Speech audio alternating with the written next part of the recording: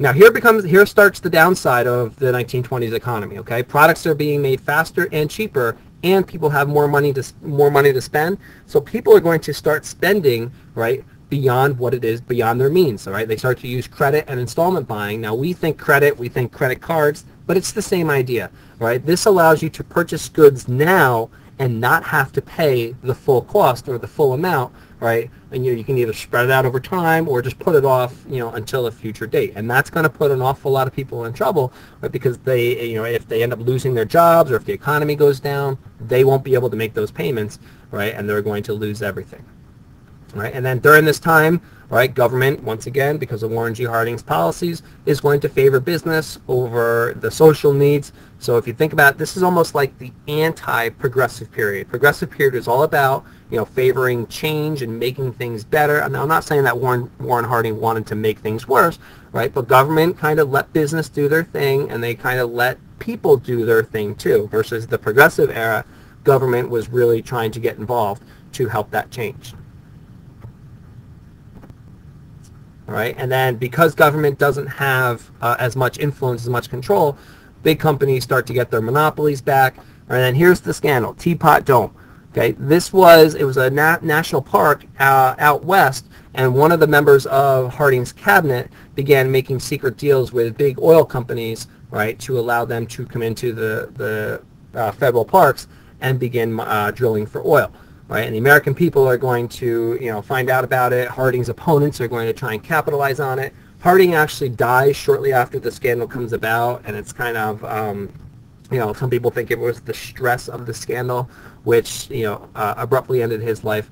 His vice president, Calvin Coolidge, becomes president, and he has to immediately take steps to try and, control the damage or minimize the damage. And one way he does is by trying to continue Harding's pro-business policies. So the bulk of the population is doing incredibly well during this period. They don't want things to change. They're willing to support Coolidge if he is going to continue, right, that prosperity of the 1920s.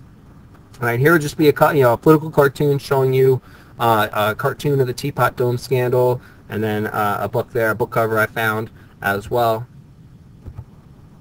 All right, and then here would be Coolidge continuing. Okay, he agreed what's known as laissez-faire capitalism. So if you give me a second, I'll put on my economics hat, all right, from teaching in high school economics. Laissez-faire capitalism simply means that if the government does not get involved in managing or controlling the economy will in fact control itself, meaning the invisible hand or supply and demand is going to control what the prices are, meaning if businesses start to raise prices too much, people aren't going to buy those goods, and then the prices are going to come back down. The idea is that government should not have to get involved to control prices.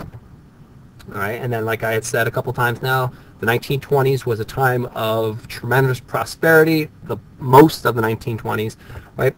But you also have to understand that not everybody is going to prosper, just the bulk of the population.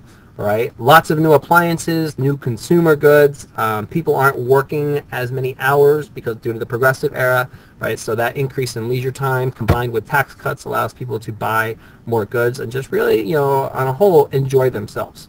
Right? Now this is kind of showing you the two graphs put together to kind of show you the prosperity of the time. The red one is the unemployment rate, and you can see, except for the spike here right after World War I, the employment rate stays relatively low, meaning the people who want jobs are able to have jobs. And unemployment, you'll see in the Great Depression, is always the measurement tool used to determine if the economy is doing well or not. All right, and then the labor force growth is also staying consistent. Okay, meaning that jobs are staying steady, people aren't losing jobs as often.